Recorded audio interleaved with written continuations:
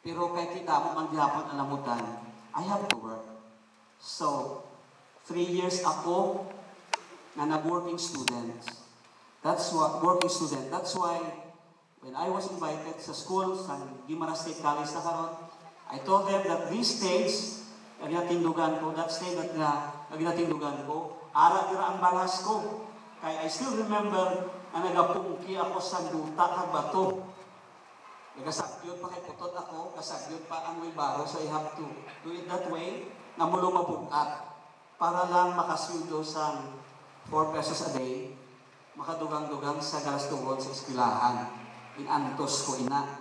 Because we need to be working hard. I am determined to really finish even my high school. So, P is perseverance. Next sa Passi is the word aim. Aim high. Dream big. Eleanor Roosevelt, wife of Franklin Roosevelt, former President of the United States, said once, "The future belongs to those who believe in the beauty of their dreams." Aim high. When I was a kid, I used to play sa tirador, no? Slingshot. Patayog tayo kami sa mga amigo ko. Ang style na sina, magtirador ka para tayo sa babaw mo, punteryahon. Tapos taason mo. Kaya kung punteryahon mo, nubo man iya malabutan. So, dira ako na-realize, ang mas maayo din man, it's really better to aim high. I still remember one of my professors in college, ay iya na motto niya, "It is better to aim the moon and hit the top of the mountain than to aim the top of the mountain and hit the rock on the ground." Natistingan naman sa una. How can I study? Kay busy ako ya aga pa kudkod sa lubi, kagaling sa bugas, may patubing motor sa una, para lang makaluto sa ginat-an ng mother ko, ginabaligya pa sa mga estudyante sa eskwelahan. So, I feel so inferior. Mag-agi makasmit ko, nakailis na sila ya. Ako yung nabira-bira pa kukudkod. Isang mag-flag ceremony na gadalagan ako yung lapit ng sa eskwela. Gadalagan ako yung hingabot para sa makatel sa flag ceremony. Aim high. Hambal ko. Why di ko yung honor dahil first year hasta third year. I received some awards. Consistent ako nga Model Student awardee. That's because buot ko siguro. Kaya I joined most of the extracurricular activities. But that's not academic award. So sige ko mag-graduate na galit ko, wala ko yung honor. Then nangambisun ako, why not? So nag-study ako. Tuon ko, aliway kami suga sa unang kinki. Pag-aaga na, puro na biro ang ilong ko. Biro sa kinki, para matuon. And I was surprised. As I was also expecting, makarabot naman ako sa punteriya ko, natarik makatap ako. But I reached only sa notatoria. Siguro kung binabirahan kung pag-induran sa first year kasi, nakabaledictorian na ako. Pwede gali if you aim high. That's my realization. Next, manubo lang ini ako na topic. I hope di makalamot sa kauras. Next, Passi, persevere, aim high. Next is set your goals in life. Set your goals. Have your specific objective. Where do you want to go? Kamu nga aris mong awardees. What do you want to become someday? What do you want to happen someday? Say, 10 years from now. Can you imagine yourself in a specific or detailed picture? In one of our goal-setting seminars, we were taught to be smart. And smart, S stands for specific. You should be specific in your target, in your goal. Measurable, M. And A, it's attainable. Alam ko, hindi man ba rin impossible? It should be realistic and time-bounded. After sa high school, nakatapos naman ako sa high school ko. My mother told me, Noy, pahuway ka lang anay. patapuson ta ng anay ang imo magulang. My sister was then a co-fed scholar. Una may co-fed scholarship pagkita. So, naka-libre sa eskwela. Gipili naman ang kapili man sa school. They were required to really enroll sa Siliman University. Because the chairman of the Federation at that time was then a graduate of Siliman University. So, yung patapusan lang si Anay, kung makagraduate na siya, ang papa-eskwela sa imo. So, no. So, kung hindi ka mapa-eskwela sa akon, mangita ko yung medyos. Tungod na program ko na, naset ko na sa mind ko nga matapos ko sa akon ng course. So, inis-isan ko ng nag-apply ako sa tanang scholarship, 4 itong na-applyan ko. Nag-apply man ako as student, working student status sa 3 universities. Isa ang nagbaton sa akin, layo pa. Sa Baybay Native ang nagbaton sa akin. Layo. Pati kaya I was really determined. Tanan nga mga bayo sa neighbor namon nga mga way na ginagamit, ipanayo ko, ipatugal ko, kahit manay, mga mother ko, na makigo sa akon. Tapos ang mga kalbiro, mga nagmay, mga gastong sa una, sa magulang ko, nga way na ginagamit kaya nakatapos na siya, inpangkiskisan ko, pintahan. Kasi di ko dalon ko sa late. Hindi ko lang ma-imagine ko na about ko ito, ay ko ito parintin, ay ko ito mga kilala. But that was really my determination na makatapos. Ito ko yung kasi ako may tatlo videos. So, kinabaton ako sa working student, di na-preparar na ako. But then, nagakot-kot ko sa buo sa eskwelahan na may itagaan pa ko extension sa graduate na. I still enjoy some privilege ng mga working student para pamasahe ko sa LT. Then, itawag ako sa among disposing officer. Dali may good news ka. Nakita niya na ara-aralan ko sa newspaper. So, kapasaran ako sa isa ka scholarship. 4 yung tinuhaan ko, ma-applyan, 2 ang napasaran ko, kaling disqualified naman ko sa isa na pilihan ko. So, pwede gali.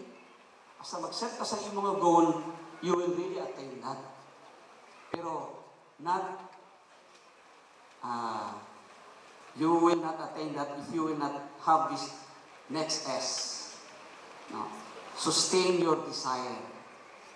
And yung thing is sustaining your desire for distinction through quality education. In your quest, when you decided where you want to go, you have to answer another question.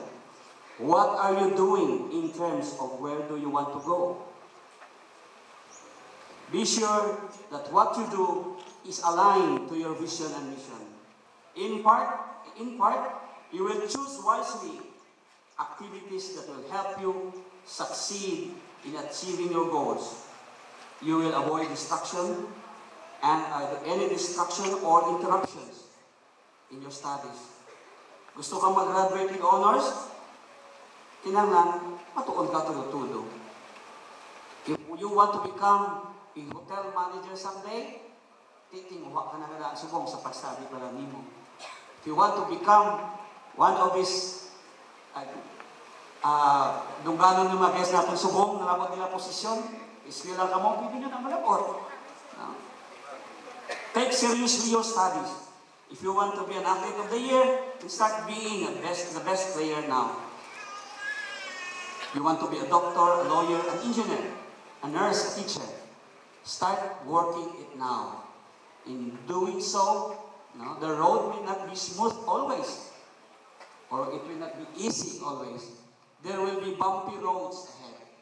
But, let me share to you, sa isa ka poem, sa isa ka unknown author, I know some of you are familiar with this. Don't quit. No? It says, when things go wrong, as they sometimes will, when the road you're trudging seems all uphill, when funds are low and the debts are high, and you want to smile, but you have to sigh.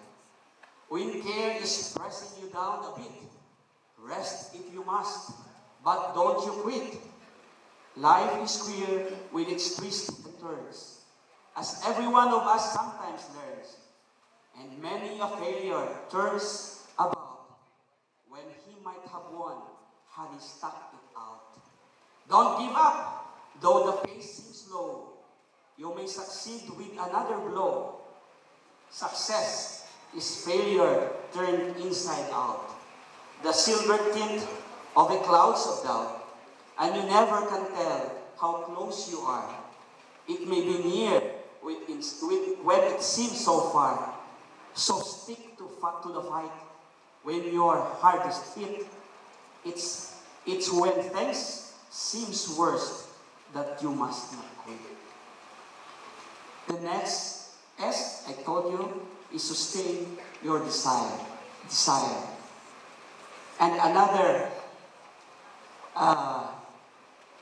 inspiring poem that I used to share to people like you is what Amanda Bradley wrote in her poem, Follow Your Dream. She says, follow your dream if you have dreams. Take one step at a time, but don't settle for less. Just continue to climb. Follow your dream. If you stumble, don't stop and lose sight of your goal. Press to the top. For only on top can we see the whole view. Can we see what we have done and what we can do? Can we then have the vision to seek something? Press on. Follow your dream. The last but not the least is the letter I of Passi. I invoke God in all your endeavors. How many of you here like the song My Way? My Way, popularized by Frank Sinatra. Do you know what happens to those people who sang this song? No? I did it my way. I did it my way. I'm sorry. I prefer not to sing it. I'm afraid to sing. And may araga, the end is near. Damo ko doon kapatay na ako paborito mo na kanta, so dito ako na magkanta. I never liked this song because I believe what I am now is not purely of my own doing. When I persevered, I aim high, I set my goals. In the process of sustaining my desires, I invoke God. I never did it my way. In everything I do, I ask for His guidance. I believe without Him, I am nothing. I want to share my favorite verse in the Bible. In Proverbs 3:5-6, it says, trust in the Lord with all your heart. Lean not unto your own understanding. In all thy ways acknowledge Him, and He shall direct your paths. Many famous persons in the world whom we know and sometimes envy ended their lives by committing suicide. Successful people, achievers in their own field, celebrities, the rich and the famous. Why? Because there's only one that can satisfy your soul. No amount of money, no amount of fame or power can ever satisfy your soul. I believe in the divine providence. I believe in the divine intervention. That is why whenever I seem to fail in the world's standards, whenever I face adversities in life, I prefer to trust His wisdom, His purpose. I believe our God is too wise to be mistaken. He is too good to be unkind. And I will just trust His hand. So honorees, awardees, don't forget your beloved city, Passi. Your survival kit, let it be your guide. Persevere, aim high, set your goals, sustain your desire, and involve God in all your endeavors. With Passi, you will succeed in the real sense of the word. Have a good day, and God bless you all.